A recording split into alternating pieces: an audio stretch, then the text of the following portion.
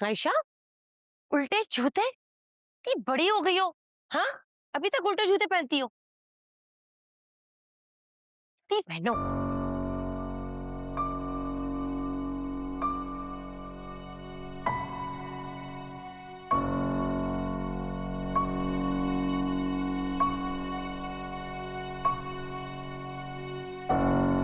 कहाँ जाने की तैयारी हो रही? बताया तो था, फरा की सालगिरह है। तुम जानती हो कि ये सब फजूल रस्में मुझे पसंद नहीं है। सालगिरह ये सब गैर इस्लामी और बेमकसद चीजें हैं। पर वैसे भी तुम एक पर्दादार औरत हो। मुझे ये बिल्कुल भी अच्छा नहीं लगता कि तुम यूं बेपर्दा होकर किसी के सामने जाओ। मैं यूं किसी के सामने नहीं जा रही, अपने घर में जा रही हूँ।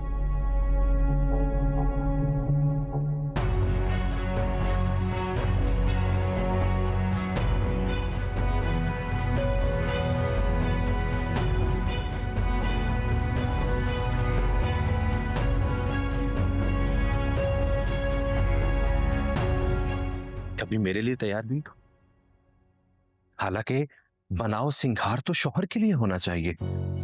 अगर तुम्हारी तो सारी खुशियां, सारी तैयारी सिर्फ अपने माँ बाप के घर के लिए होती है। हाँ, क्योंकि वहां पे मुझे खुशियां मिलती है, इज्जत मिलती है।